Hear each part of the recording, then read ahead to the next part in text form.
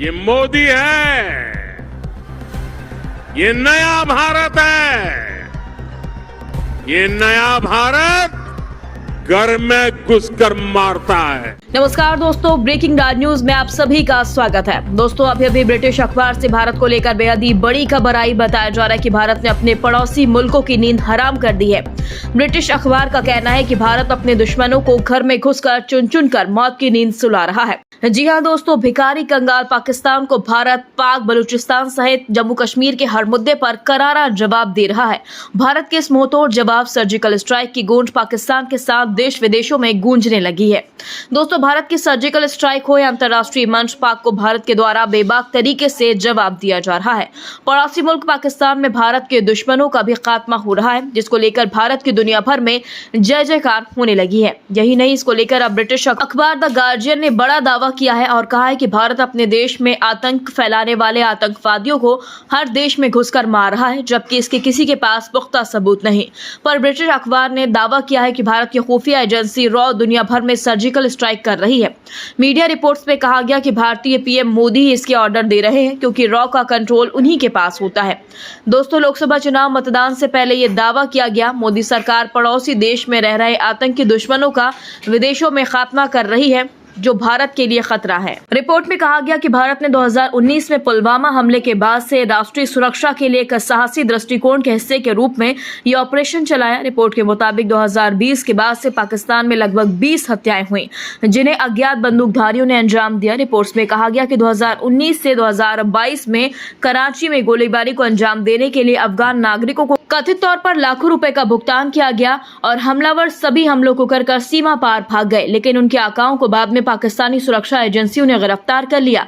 जैश ए Mohammad commander Shahid Latif को जो पाकिस्तान में मरवाया गया, जिस पर दावा किया गया कि यह भी दावा है कि हत्या को लतीफ का पता लगाने के लिए एक गुप्त भारतीय एजेंट के द्वारा कथित तौर पर लाखों रुपए दिए गए थे और उसी ने इस हत्या को अंजाम दिया। इस खबर के बाद राजनाथ सिंह ने पाक की लताड़ लगाई और आज प्रधानमंत्री नरेंद्र मोदी ने तो खुले मंच से ऐलान कर दिया कि आज भारत का नेहरू, गांधी या डरपोक लोगों का भारत नहीं है। आज का भारत मोदी का भारत है, 146 करोड़ जनता का भारत है और घर में घुसकर दुश्मनों को मारता है। दोस्तों, आज पीएम की राजस्थान में चुनावी सभा थी। चुरू में एक आम सभा को संबोधित किया। उसमें राम मंदिर से लेकर पाकिस्तान पर भी दमकर दहाड़े। पीएम मोदी ने संबोधन के दौरान दो राजस्थानी कहावतें भी सुनाई और एक मदमस्त हाथी की तरह उन्होंने परिश्रम और परिणाम की चर्चा करते हुए राजस्थानी कहावत कही। मोदी ने राजस्थानी भाषा में अपनी करनी पार उतरनी कही। उन्होंने बालाकोट एयर स्ट्राइक चुरू यात्रा को याद किया और कहा, सौगंध है मुझे मिट्टी की, मैं देश नहीं मिटने दूंगा, मैं देश नहीं रुकने दूंगा। वचन है भारत माँ को तेरा, शीश झुकने नहीं दूंगा। इसी के साथ ही कठोर शब्दों में कहा, पड़ोसी देश हो या देश के दुश्मन, भूले नहीं ये नया भारत है। नया भारत घर में घुसकर मारता है। हमारी सेना ने जब सर्जिकल स्ट्राइक और एयर स्ट्राइक की, तब कांग्रेस और उसके साथी क्या भाषा बोल रहे थे? इसी गठबंधन गठबंधन के लोग हमारी सेना से शौर्य के सबूत मांग रहे थे। भाई और बहनों, सेनाओं का अपमान, देश का विभाजन, ये कांग्रेस पार्टी की पहचान है।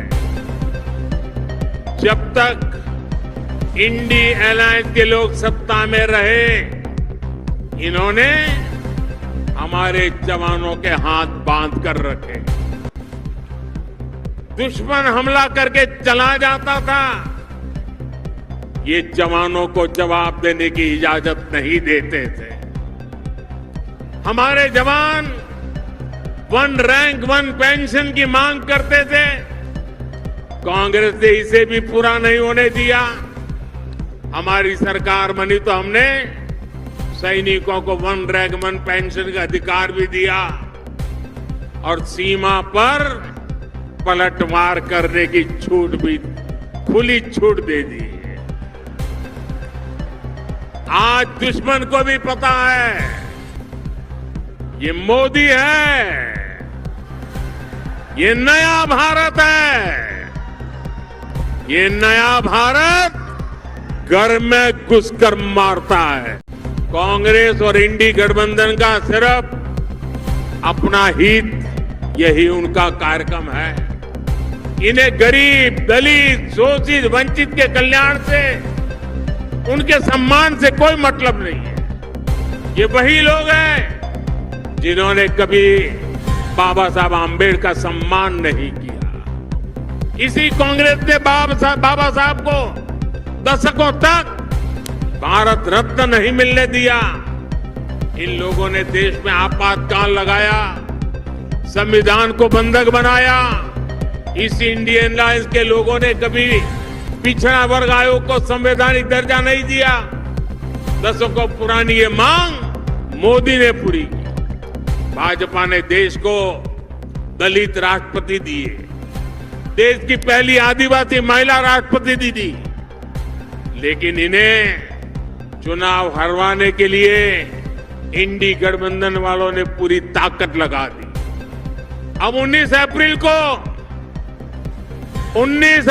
को शोषितों, वंचितों के ऐसे विरोधियों के साथ क्या करना है आपको पता है ना?